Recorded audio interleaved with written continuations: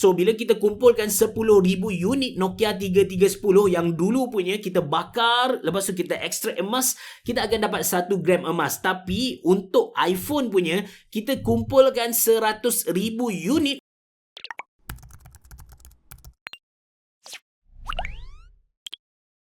Assalamualaikum warahmatullahi wabarakatuh. Selamat datang ke channel Ashraf Jeffrey. Di mana dekat channel ni saya just nak kongsikan pengalaman dan juga pendapat peribadi saya sempena dengan tahun baru Cina ni. Saya teringat kan saya dapat banyak limau-limau dari supplier, pembekal, kawan-kawan. Jadi saya teringat budaya exchange hadiah dekat Jepun masa saya kerja dulu. So dekat Jepun pun dia ada exchange hadiah macam tu masa awal tahun. Sepatutnya kalau kita tengok kepada konten video ni, sepatutnya video ni dibuat pada awal tahun ni, tapi saya lupa, jadi kita buat pada tahun baru Cina lah. Jadi dekat Jepun pun memang ada budaya bagi hadiah kepada jiran, kepada apa kita cakap, company-company yang berurusan dengan kita. So masa saya kerja dekat sana memang ada dapat hadiah dalam bentuk arak lah. Biasanya dalam bentuk arak dari company-company yang buat berurusan dengan company saya. Saya punya company ni dia ada 3 department. Department makanan, department metal, department environment. Saya dekat environment metal. Dan department makanan dia memang ada berurusan dengan Asahi arak tu. Jadi urusan apa yang mereka buat tu saya tak pastilah, memang tak ada kaitan dengan saya. Cuma bukan dia tak berurusan secara direct dengan Asahi, tapi dia berurusan dengan company, sama ada buat kotak dengan Asahi ke ataupun bekalkan apa something lah kepada company tu. Dan contohlah, dia company saya dia bekalkan kepada company A dia bekalkan benda tu kepada company Asahi arak tu. Jadi company tu dia bagi hadiah Asahi, arak Asahi tu kepada so sepatutnya company tu dia akan bagi hadiah arak Asahi tu kepada saya lah, kepada company saya. And ditakdirkan ada juga company yang bagi hadiah dalam bentuk arak juga, cuma arak brand Kirin. Jadi dekat Jepun ni ada 2 arak yang famous, Kirin dan juga Asahi.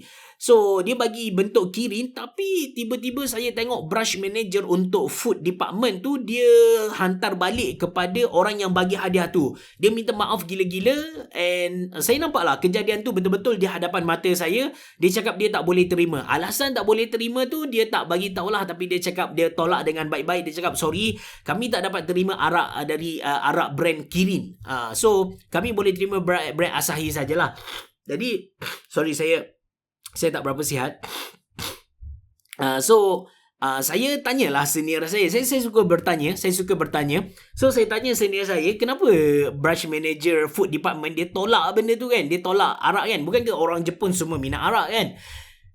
Senior saya bagi tahu sebab company saya ada deal dengan company yang deal dengan Asahi. Nampak tak? Dia bukan directly dengan Asahi, tapi company saya ada deal dengan company yang ada deal dengan Asahi. Ada 3-4 level sebenarnya, tapi untuk menjaga, untuk menghormati company yang kita orang deal ni, kita orang akan tolak semua company, semua arak dari brand lain. Dari brand Asahi tadi.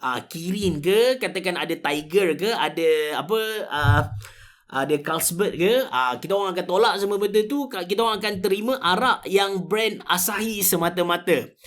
Benda ni sangat-sangat menarik lah bagi saya. Benda ni sangat-sangat menarik sebab dia betapa orang Jepun dia menghormati dia punya pelanggan. Dia punya pelanggan ataupun dia punya pembekal dengan cara dia tolak terus yang lain, and dia sangat loyal dengan dia punya business partner tu, sampai level dia hormat business partner punya business partner. And sebenarnya loyalty itulah yang membunuh brand-brand dekat Jepun, membunuh company-company dekat Jepun. Dulu kita tahu yang Jepun memang satu negara yang sangat hebat dalam bidang teknologi. Jadi kenapa mereka boleh naik adalah disebabkan kualiti yang mereka mampu tawarkan kepada kita. Saya duduk dalam bidang metal, recycle metal ketika tu, saya nampak dengan kepala dengan mata saya sendiri bagaimana satu-satu company tu dia reluctant untuk guna teknologi baru yang memudahkan hidup dia tapi mengurangkan sikit kualiti dia. Dia masih nak kekalkan kualiti lama dia dengan kos yang mahal supaya pelanggan dapat kualiti tu. Sedangkan benda tu dah tak relevan bila mana China dah mempunyai teknologi yang tinggi. Atas dasar tu kita tengok Sony bila dia announce smartphone baru kan, harga dia mesti ridiculous gila. Bukan sebab dia bukan sebab dia nak ambil untung lebih, tak ada pun sebenarnya, tapi disebabkan kos untuk hasilkan sebuah smartphone Sony sangat tinggi berbanding dengan kos untuk hasilkan Oppo, Vivo dan sebagainya. Walaupun komponen mereka sampai komponen tu sama. Itulah yang membezakan Jepun dengan negara lain, dan itu juga yang membunuh Jepun lah. Mereka masih pentingkan craftsmanship, mereka masih pentingkan air tangan tu sampai level mereka dia punya cost tu lagi tinggi compare dengan China dan juga Korea lah. And saya nak kata benda ni bagus ataupun tak, saya tak pasti. Tapi kalau kita tengok dari kacamata seorang businessman, benda ni agak bodoh lah.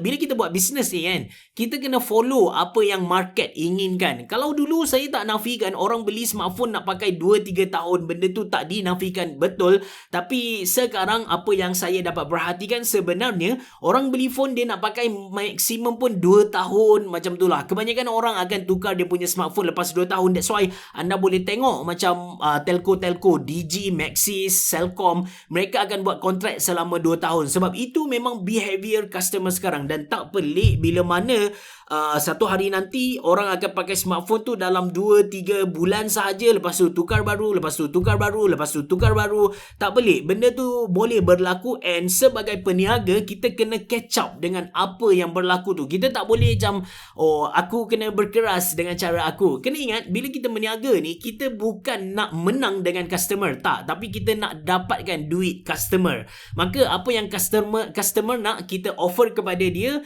Dia bagus ke tidak tu atas dia lah, sebab dia demand kepada benda-benda tu kan. Kita boleh tengok lah betapa teknologi sekarang sebenarnya kurang berkualiti dengan dulu. Macam saya dekat company lama saya recycle metal kan, scrap. Kalau dulu dikatakan Nokia 3310, kalau kita kumpul dalam 10,000 unit Nokia 3310, kita bakar dia, kita dah boleh dapat 1 gram emas. Dekat litar dia punya smartphone tu memang ada emas, walaupun tak banyak, benang emas lah. So bila kita kumpulkan 10,000 unit Nokia 3310 yang dulu punya, kita bakar, lepas tu kita ekstrak emas, kita akan dapat 1 gram emas. Tapi untuk iPhone punya, kita kumpulkan 100,000 unit baru kita dapat 1 gram emas lah. Itu perbandingan kualiti. Sebab kita pun tahu emas punya kualiti lagi bagus compare dengan metal-metal yang lain. So dari situ kita tahulah kualiti untuk produk-produk komputer lama lagi bagus compare dengan produk-produk komputer yang ada sekarang lah. Cuma balik pada isu tadi, memang best gila. Dan sepanjang saya duduk dekat Jepun juga, saya sendiri tak pernah dapat saya pernah dapat jiran saya dia bagi sushi untuk saya makan. So dia bagi sushi, tapi kita orang tak tahu itu adalah culture dekat Jepun, jadi kita orang tak bagi apa-apa balasan lah kepada dia. Kalau dekat Malaysia ni mungkin bila kita masak lebih sikit, kita bagi dekat jiran kita, then bila jiran kita nak hantar bekas tu kepada kita, dia pun bagi something dekat dalam bekas tu lah. Saya tak pasti dekat anda masih ada lagi tak budaya macam ni, but at least dekat kampung yang saya duduk ni, budaya untuk share makanan dengan jiran-jiran, alhamdulillah masih lagi ada. Saya teringat kepada satu hadis Nabi SAW. Kebahagiaan, untuk tahu seseorang bahagia, ataupun kita cakap faktor-faktor kebahagiaan seseorang tu, yang pertama dia mempunyai isteri yang solehah lah. Untuk lelaki, dia mempunyai isteri ataupun pasangan yang solehah. Yang kedua, dia mempunyai rumah yang bagus, rumah yang luas. So rumah luas ni bila dibahaskan oleh ulama, mereka bagi tahu at least ada 4 bilik lah ataupun 3 bilik. Bilik untuk parent, bilik untuk anak lelaki dan juga bilik untuk anak perempuan. Itu yang kedua. Yang ketiga, kenderaan jiran tetangga yang bagus. Jiran tetangga yang bagus adalah satu faktor kebahagiaan. Jadi kita kena cari kejiranan yang sangat bagus lah, yang sangat aktif ke tak, itu cerita kedua. Tapi jiran yang mampu yang tidak menyakitkan kita.